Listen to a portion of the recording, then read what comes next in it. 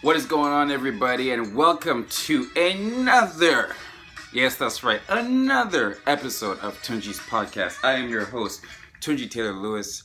I believe that this is episode 7 of Tunji's podcast. You know, guys, Operation putting out a podcast for every weekday. I should have said that before in the other podcast, but my plan has been to put out one of these Monday through, 5 days a week, and it's going pretty well so far. It's definitely a different routine because I've been used for the past, year and a half or so with just doing the lip sync videos.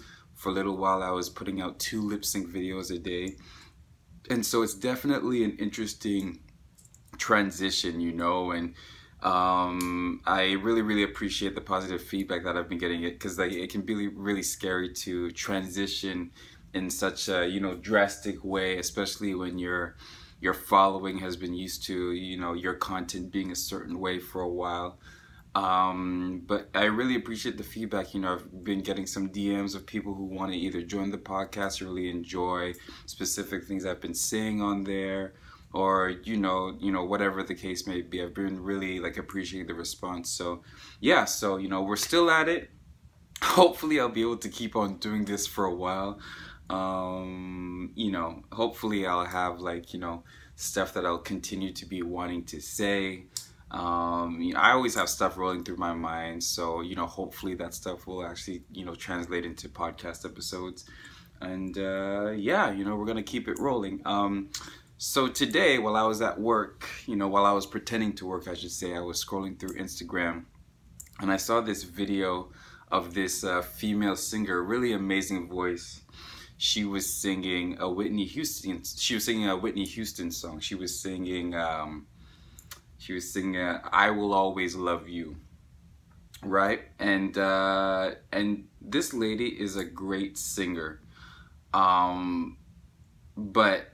But as I was watching the video, I was feeling pretty almost stressed out and perplexed. Not in a serious way, but just stressed out and perplexed.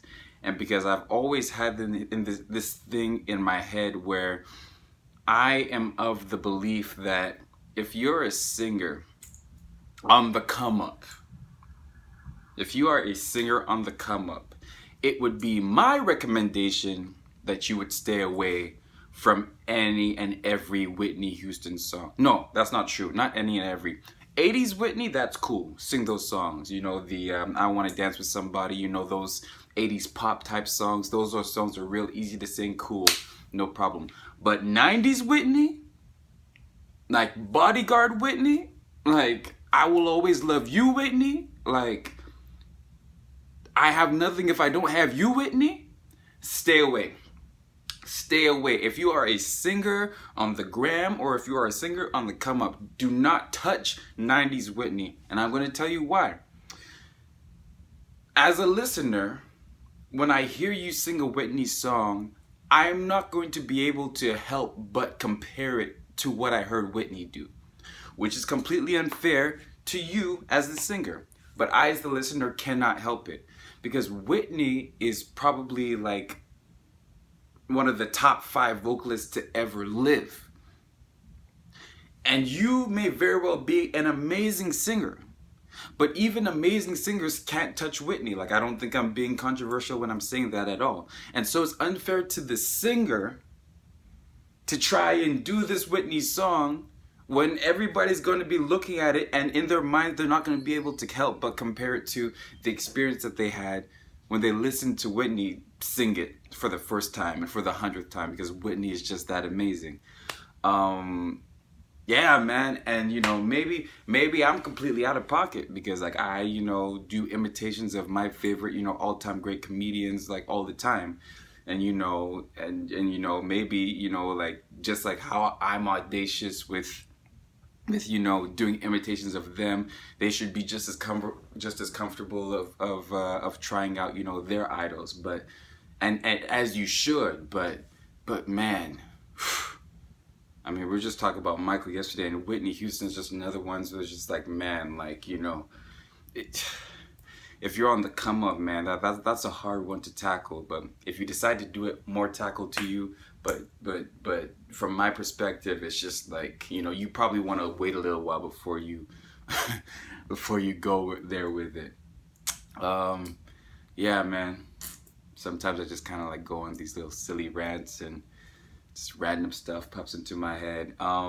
Just a little update for you guys on the an episode I did before when I was talking about how frustrated I was with my job and how I feel like my acting stuff wasn't moving along. I'm currently on a job search. Currently searching for a job, for a new job, a job that's, you know, can pay me a bit more than what I'm making right now. Um, a job that can give me more hours and just a job that's just a little bit more structured. Because that's really the issue with the job that I'm at right now. I mean, like, man, it's like seriously, like I was just in there.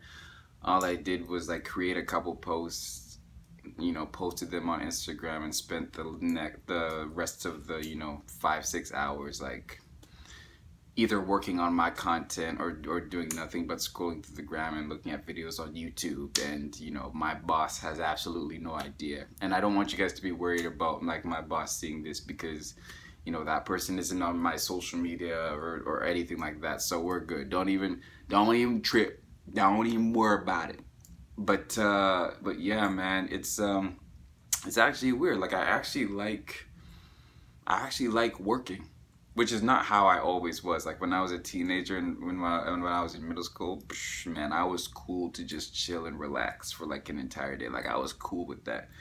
But you know, like as I've gotten older and as I've becoming like more passionate, as I've become like more knowledgeable of what my purpose in life is, like I like to feel like my, you know, every hour of my days being put towards, you know, making that shit happen.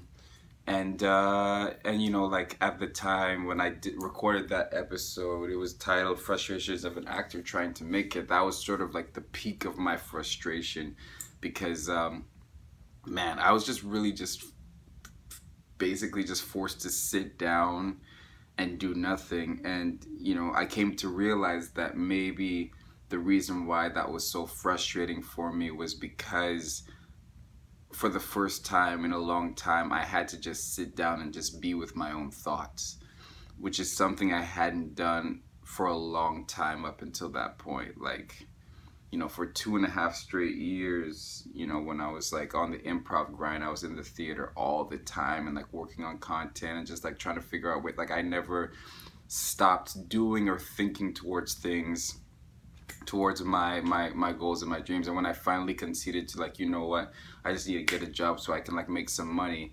And a lot of that job, or you know, a lot of that job like was just about like sitting down and not doing too much. That was really, really tough. And you know, like sitting down and doing nothing and being with your thoughts can be a good thing, because like it can just allow you to like center yourself and really face the things that you were running away from. Right. And you know, just it just really gives you a chance to like, you know, face those insecurities that are in your head. But you know, oftentimes we distract ourselves with work, and we distract ourselves with, with going after things, and it's cool. But you know, um you know, sometimes it's important to just like sit and just like be in your own thoughts and think about, well, why do I actually want to do this? And you know, how can this benefit other people other than myself, you know? And you know, I realized that that's what this moment has been for, you know. And that was probably like my question. That's what I was probably praying about all the time. It's just like Lord, like I know you've called me to this thing. Why is it that I'm now at this job and I'm not doing anything? Like I know you've called me to like, you know, something greater. And you know, like looking back on that time, you know, now I'm realizing it's just like, oh, like, you know, I it was almost like God, like first of all, like I was put in a situation where I was like, you know, making the money I needed to like pay my rent, like, you know, and then pay my bills and all that stuff. But it was also like, you know, God was putting me in a situation where I finally would turn to him and be like, oh, well, you know. And you know, I'm definitely the type of personality to be like, when I'm given a task, or you know, or when I feel like called to something, I'll sort of like be like ultra super focused, and like, you know, as my mom would say, I get tunnel vision, and I forget to do the things to take care of myself. I forget to, like, you know, take the time out to pray, and take the time out to rest, and take the time out to, you know, give myself some leisure time. Like, you know, I used to, you know, I used to be like one of those people who used to be like super against, you know, going on vacations if you haven't like established your career yet, because it's just like, well, like, my whole philosophy was just like, well, like, the whole point of a vacation is to take a break from, you know, is to take a break from work, is to take a break from a career. And you know, a lot of us millennials like to go out and travel like after we graduate and stuff. And you know, in my mind, I'm just like, okay, but like once I've like established my career, once I've, you know, become what I need to be, then I'll be able to vacation better than I can now, because there's definitely a limit to, you know, how much I can ball out in, you know, South America or Italy or wherever, you know, the hell, my people my age are going these days. And you know, I think like during that time when I had to just like sit down and do nothing, I think it's given me time to realize, you know what, like, you know, maybe going out for a vacation isn't such a bad thing. You know, like my birthday's coming up, and you know, maybe go out for a trip. Maybe just go out and just like have some fun and just do something just for the fun of it. And it's also like a really tricky thing too when you have fun doing what you love to do. Like I love creating these podcasts. I love, you know, making those short, you know, videos. Like I love, like, it's something that's like literally fun for me and it is fulfilling for me. But like, um so it can be hard sometimes to tell the difference between that and doing stuff that's fun just for fun's sake. And like it's just fun, and you're just hanging out with friends, and you know, it's not, there doesn't have to be a set purpose to everything. It's just, we're doing it because we're just living life and we're having fun. And so yeah, you know, looking back on it, that's definitely, you know, what that time was about. And you know, I'm glad I went through it. I'm glad I'm going through it. But you know, I'm also glad that, you know, I'm in the process of sort of like getting out of that job, because like, look, at the end of the day, I still do love to work. I still love to, you know, work towards, you know, my goals, and I like to feel like I'm actively practicing in my craft, which is, you know, performance number one, but then number two is creating content, because that's just like that's the best thing you can learn as far as, you know, getting yourself out there, in my opinion. So yeah, that's just like a little update on that situation. You know, something exciting that's happened. Actually, you know what? Shoot, I can't talk about that yet. I'll talk about it with you guys tomorrow. Let me see. Let me see. What are we at? 13 minutes? Let me give you guys one more. I'm sure they've had a bunch of things rolling through my mind. Um,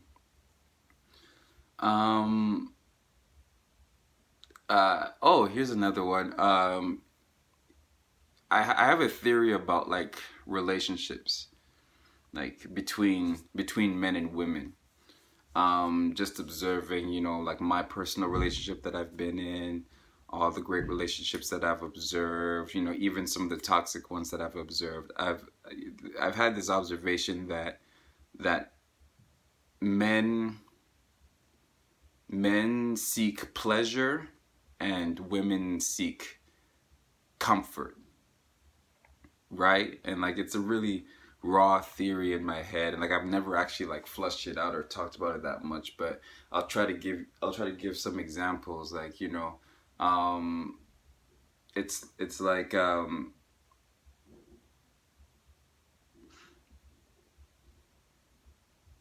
man, what's like the best way I can use to describe it? Like so for example, my girl Sade, she huh, oh man, I'm blanking out right here. I should have thought about this more before I thought about. Hold on, I'm gonna get it. I'm gonna get it. I'm gonna get it. I'm gonna get it. Give me 1 second. Let me just. Okay, I'm just gonna go with it. So, my girl Sade, you know, pretty similar to like the first episode where I was talking about, you know, detail oriented people versus, you know, big picture people. You know, going to the movies. I was talking about how like she wants to make sure that she gets the right seat, how she has the right type of popcorn, the right type of drink, you know, having the best possible experience at the movie theater, whereas I am seeking pleasure, which means that I'm trying to you know, find like, you know, a movie that's gonna, you know, like make me feel good or make me feel excited or make me feel inspired, that sort of thing. So that could serve as an example of like the woman seeking the comfort, whereas I'm seeking like the pleasure, right? um Oh, here's a great example. So us going to a restaurant, here's a better example. So like I remember when we walked into this restaurant, right? There was the way that the tables and chairs were set up is just like it was the row that was attached to the wall was like set up like a couch booth sort of situation. It was like one long like straight couch booth sort of thing, and like there were tables set up, and then like on the other side it was a bunch of like wooden chairs set up. So like on one side of the tables that were set up, I hope I'm describing this correctly, on one side of the tables that were set up there were wooden chairs on one side, and then the other side there was like a more plush, comfortable seating, right? Every single couple that was there, including my own, the woman sat on the more plush, you know, booth like seating, and the guy sat on the wooden chairs. And I truly believe that the reason for that is because every guy who walked in there knew that it meant more to the girl to sit on the more comfortable seating than to sit on the more wooden chairs. Like I believe that for a fact. I knew that was the fact for me because like at the end of the day I was feeling hungry, and I went to this restaurant, you know, in addition to spending time with my girl, I went to this restaurant so that I would not feel hungry anymore, and I could like get some good food in my stomach, because that's the pleasure that comes with, you know, going to a restaurant. My girl, on the other hand, she wants to have like the nice plush seating. She wants to know, like, you know, like what's the, you know, but you know, she wants to be very, very careful about like what type of food she wants to get. I'm not spending as much time thinking about what type of food I want to get. I'll just find something on the menu that I'm familiar with. I know I like that. I know that brings me pleasure. Cool, let's go with that. She wants like the whole like entire, you know, experience, the you know, the best, the you know, the most, you know, possible comfort, right? And I believe that was the case for like every single couple that was there. Like literally an entire, like imagine an entire row from like front to back in the restaurant, you know, plush seating. All of them were women, because the guys knew, a this is gonna make her a lot more happy if we give her that position. Yeah, so that was sort of like a half big theory. You know, I really apologize if that didn't really make a lot of sense, but you know, as I said, I'm trying my best to, you know, push myself to go for at least 20 minutes on these things. And you know, I knew it was going to be challenging, but you know, it's a good challenge for me. What else can I talk about? What else can I talk about? Let me see. What else can I talk about? Oh man, you know what this feels like? This feels like being up on stage, like doing stand up, and then like forgetting your lines or forgetting what you were gonna say. That's something I could talk about, is my experience doing stand up. A lot of people on social media have, because they've seen me doing imitations of like my favorite stand up comedians, you know, they say a lot of the time, hey, like you should do stand up shows and all that stuff. And like I want to make it really clear. I want to like put it out there. I am not a stand-up comedian, and I am not trying to be a stand-up comedian. Those people who do stand-up, those people are freaking insane. They're freaking insane people. Like, just the audacity to do that shit, right? Even for someone like me who's very comfortable on stage. Like I'm very comfortable like hosting a show, moving the show along, introducing other people to come on stage, but like to go up there with something and it's all on you, and you know, like when people are silent because of those jokes, you feel it, like the amount of risk that's being taken by doing what those guys do is like crazy.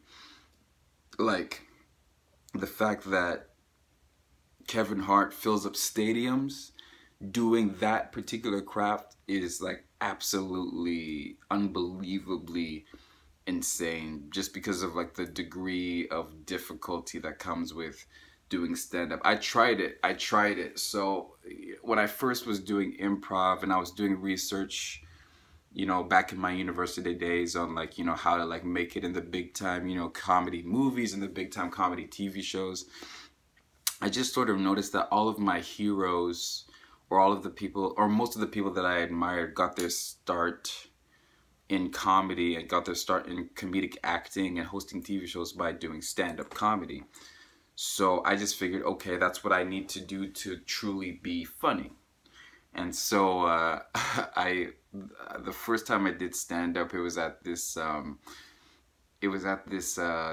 dance this dance award show or something. I did some stand-up and people were laughing at it.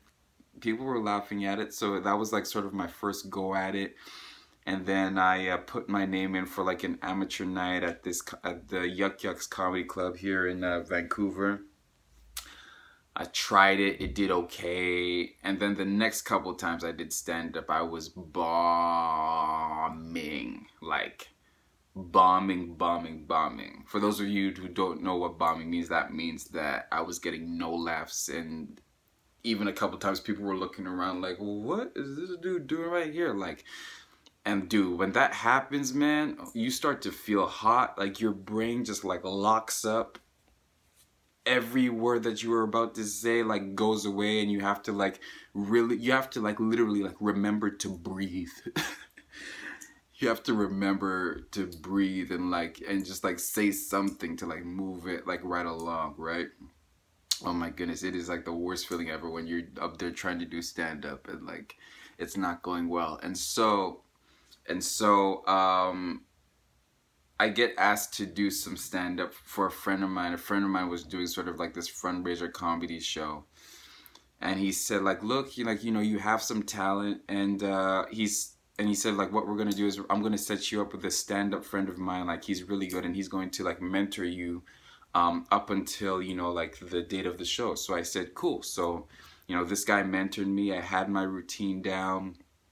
And I did that for like maybe like 2 or 3 months. I just practiced that one 5-minute routine.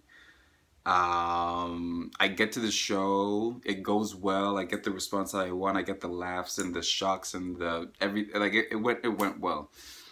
And I remember going backstage, and I remember feeling good about how it went, like really, really good. But also thinking to myself, you know what? This just isn't for me. And like I remember thinking like it went well, and I was just like, you know what? That's it. Like I want to end this thing off on a good note, because the process of getting to like one good 5-minute set, I was just like, and it's not like I don't like working hard. It's not like I don't like to work towards, becoming great at something if it really, really like resonates with me. Like I'm the type of dude who like, I'm never gonna stop if I really, really want to become great at something. And I just remember thinking to myself, you know what? I enjoy improv more. I enjoy the theatrics of improv more. I'm naturally better at it. Stand up is cool. I respect the hell out of people who do stand up now, but you know what? Let me just go on into, being a funny actor thing. Let me just try to be like, the Will Smiths of the world, or the Will Ferrells, like people who've made a career off of being funny but never doing stand up. And I think that was just more of the route for me. And so, when I start to go on tours and stuff, and when I start to do like stage productions and all that type of stuff, like you're gonna see like, more skits and more plays and more sketches, but like not stand up. Like the most that I'll do like with a microphone, if I'm up there with the microphone by myself, is hosting a show. But that's it. I'm not doing any stand up, man, because like stand up is just a beast. And respect to all the people like who are on their stand up comedy grind for real, not just like DMing people on the gram like, hey yo, can you promote my show, and all the like people who are like really like serious about the craft. Like respect to all of you guys, because like stand-up comedy is it is really, really hard to go there on stage and make a group of people who come from like a bunch of different places and have different perspectives, especially nowadays, man. Especially nowadays, in the social justice warrior era, on social media, where everybody wants to protest comedians, which is absolutely like ridiculous, by the way. Like, like, leave comedians alone. Like, they're working out their jokes, and like, granted, some of them might not be appropriate or insensitive, but like, the nature of stand-up comedy is to be, is to ride that line, is to be borderline offensive, and like, that's what makes it funny. So, I mean, like, let's spend more time, like, going after, like, the crooked politicians and the crooked, millionaires and billionaires in the world who are actually like doing harm to this world. And if a comedian puts a joke out there, and if a comedian has said a joke 10 years ago, don't bring that shit back up, because like, it's just not, like, what are we doing? The whole point of comedy is to figure out where the edge is, and to see if they can make humor out of it. The whole point of stand-up comedy is to take something that is supposedly unfunny, or take something that is hard to swallow, and to sort of spin it in a way where people can digest it because of its humor. And while these comedians are at comedy clubs, they're just working their jokes out. They don't have it all the way together yet. But to go to comedy clubs and protest them is just not a good use of anyone's time. Man, kind of got sidetracked a little bit, yeah. But like, yo, like, and the thing about stand up is just like, everybody kind of feels like if they wanted to, they could. It's not true. There's a very, very few amount of people who can go up there on that stage and have a group of people laughing every 10 to 12 seconds. Like, not an easy thing to do. So yeah, respect to all you stand-up comedians out there. Yeah, and like, like, my goal is just to really be like a funny actor. I want to be a funny actor. Like, I don't mind getting a script and making it my own, and like putting my own funny spin on it. I do enjoy writing. I enjoy, writing sketches. I wrote a sketch show back in my university days, and I put that on. It's something that I'm definitely interested in getting into. And one theory that I've been toying with is the fact that, as long as I've been alive, right, or for a very long time, so like for the past, I would say, 20 years, the most impactful movies and the most impactful TV shows that we watch and consume and obsess over with as a culture have been based off of books, right? So if you think about it, like the Avengers, those are all based on comic books.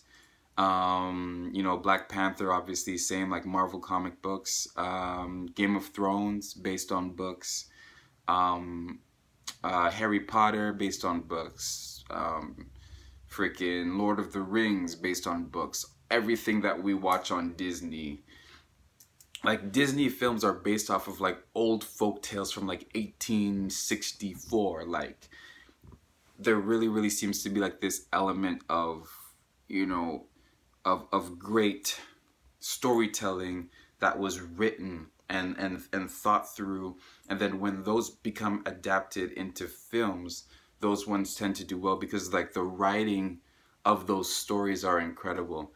And so that's something that I've definitely been thinking about, is like, okay, how do I take that reality? Like, literally, if you look through like the number one movies of the past 20 years, like, something crazy like 17 out of the 20 number one movies of the past 20 years have been based on some sort of book. So I'm definitely being thoughtful of that, and definitely trying to think of like, okay, how do I take that reality and make it to my advantage? And so one thing that I've been definitely thinking about is like, starting a comic book series. Why not? Like starting like a comic book series, do some short stories based on some characters that I've done in the past in my improv shows or in my sketch shows, or that I've written down, create comic books around them, and then like using that to create, stage plays, and then possibly taking that and creating, films. So that's definitely been something that's on my mind, something that I definitely want to test out while I'm on this journey of being, an independent artist, or while I'm on the journey of trying to sustain myself as an artist independently. Because I definitely wouldn't turn down, a Black Panther type movie or a Jordan Peele movie if it was offered to me. Definitely would not turn that down. But, in the process of trying to, you know, as Tyler Perry said at the BET Awards, create my own table. That's definitely something that I'm thinking about and considering. So, hey, you know what? Sometime in the next 5 years, you might see, you might get this weird announcement that I have a new comic book series coming out. And, I hope that all y'all would pick that up and read the shit out of that thing, because it could be the thing that my new movies that I make myself could be based off of. So, all right, y'all. That's all I got for today. Thank you once again for listening. Let me try that again. Thank you once again for listening. Thank you so much for the love and support of this project. And yeah, tune in again tomorrow. Peace out.